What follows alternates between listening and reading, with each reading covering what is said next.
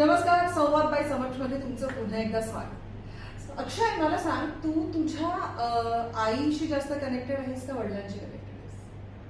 आईशी जास्त connected. Exact. मी पण जास्त आईकडे माझा ओढा जास्त होता. पण हे असं का होतं की आईकडे आपल्याकडे कम्फर्ट झोन असतो आणि कम्पॅरेटिव्हली वडिलांशी तेवढा कम्फर्ट झोन नसतो किंवा काहीतरी ऑकवर्डनेस असतो किंवा एक धाक असतो असं. बरोबर. आय थिंक बेसिकली आई जी असते ती नॅचरली ती फेमिनाईन एनर्जी असल्यामुळे नर्चरच तिच्यात कुठून भरलेला असतो आणि आपण कितीही मोठे जरी झालो तरी आपल्याला तो नर्चरन्स लागतो आणि त्या नर्चरन्स साठीच आपलं कनेक्शन जनरली आईकडे जास्ती वळतं.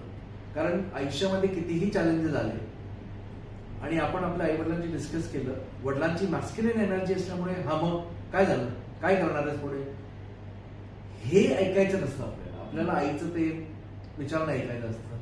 अरे रे असं झालं का, मग काय ठरवलंयस तू, काय ठरवलंयस तू, असं झालं का. ह्या नर्चरन्स मध्ये जो कम्फर्ट मिळतो, असं नाही की आपल्याकडे सोल्युशन नाही आहे.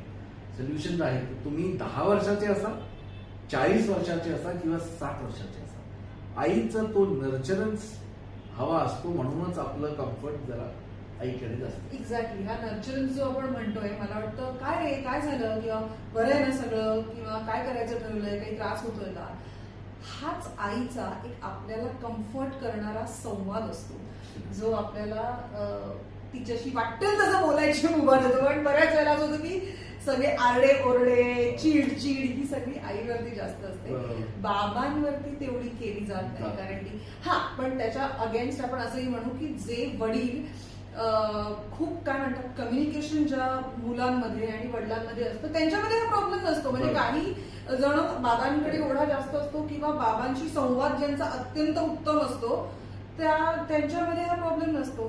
सो एक्झॅक्टली हा नात्यामधला संवाद आहे जो तुम्हाला कम्फर्ट देतो आणि मग तुमच्याकडे सोल्युशन तर असतंच आणि आपण त्या गोष्टीकडे व्यवस्थित पोहोचतो.